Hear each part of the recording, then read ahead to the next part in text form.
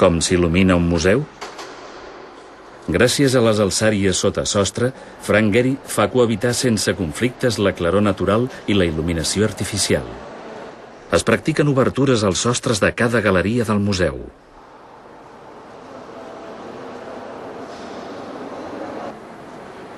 Creant pous a les galeries superiors, es porta la llum del dia a les galeries quadrades inferiors.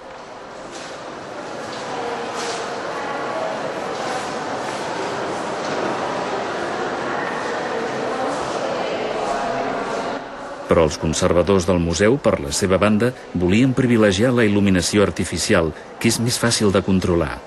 Aleshores, Frank Gehry va decidir tallar la claror natural o filtrar-la per atenuar-la.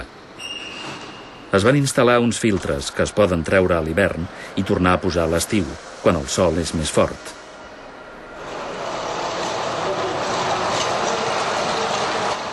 Però alguns filtres queden posats hivern i estiu.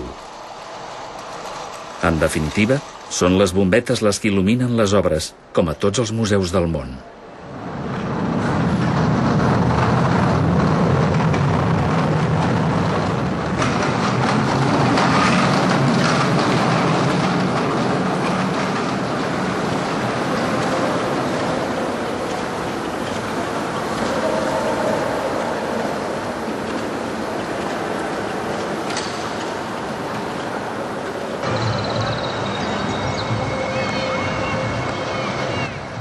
Un cop a fora, és difícil retrobar la ubicació de cada galeria.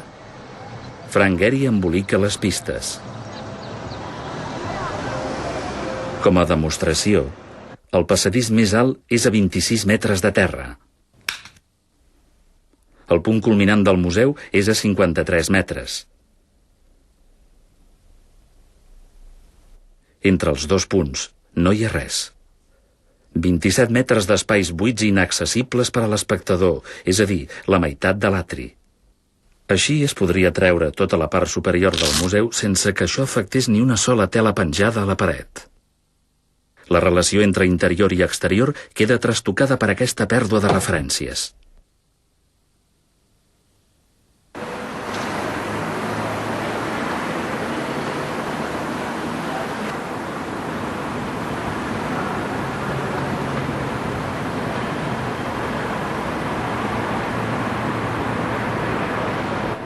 A fora hi apareixen unes altres referències. Cada forma té la seva matèria. La pedra cobreix les galeries clàssiques, quadrades o rectangulars.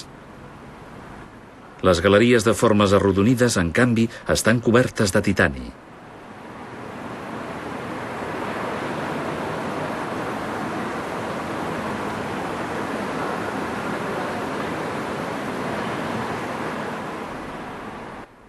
El titani és la identitat de l'edifici. Una pell de 24.000 metres quadrats de plaques de metall. La repetició de les fulles, plegades i lleugerament ondulades, accentua el moviment.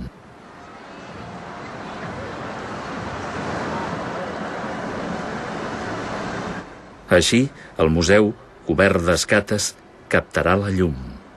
Quan el sol es pon, l'efecte està garantit.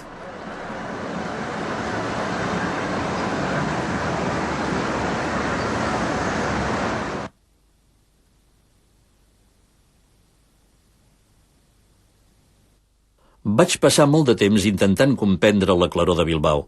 L'acer que havia de fer servir al començament no em retornava res amb la llum d'aquest país. El metall semblava mort sota el cel gris, però, per pura casualitat, vam descobrir que el titani, en canvi, convivia molt bé amb aquesta claror. La majoria d'edificis no tenen els mitjans per utilitzar aquest metall, que és molt car. Per un miracle del mercat, el preu del titani de sobte va baixar per sota de l'acer inoxidable. Una cosa que no ha tornat a passar mai més, de manera que no he pogut tornar-lo a utilitzar.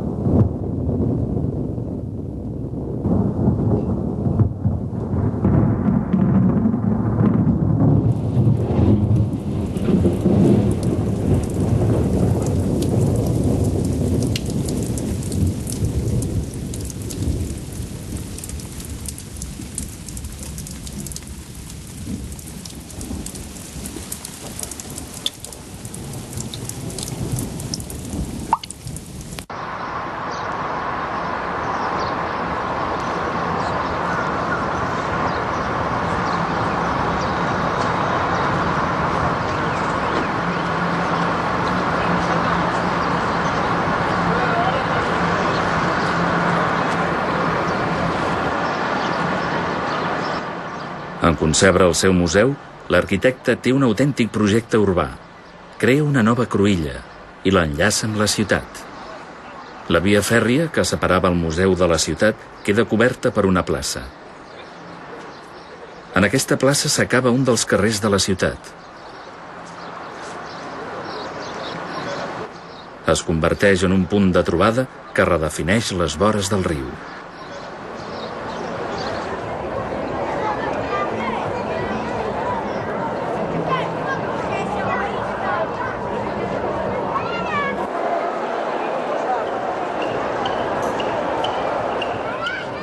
És diumenge. Els passejants redescobreixen el Nerbion, que fins ara havia estat una mica deixat de banda. Gràcies a una rampa de formigó, passen per damunt de l'aigua. Un estany els procura la il·lusió que el riu llepa les parets del museu.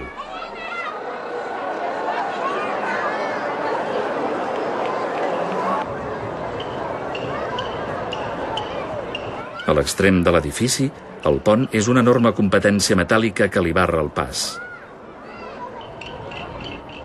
El museu l'absorbirà passant per sota i ressorgint al darrere en forma de torre.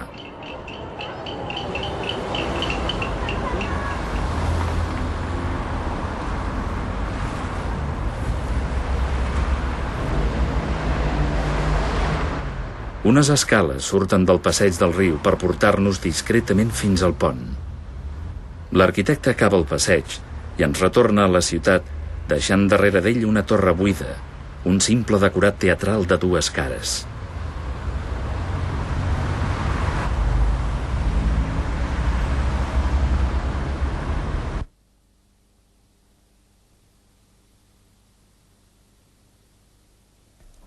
Quan vaig dissenyar la torre vaig pensar en una vela.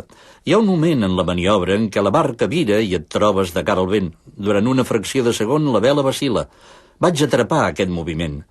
És el que intento fer amb els meus edificis. M'agrada donar una impressió de moviment perquè s'inscriu en el moviment més extens de la ciutat. Els edificis formen part de la vida i canvien. Hi ha alguna cosa transitòria.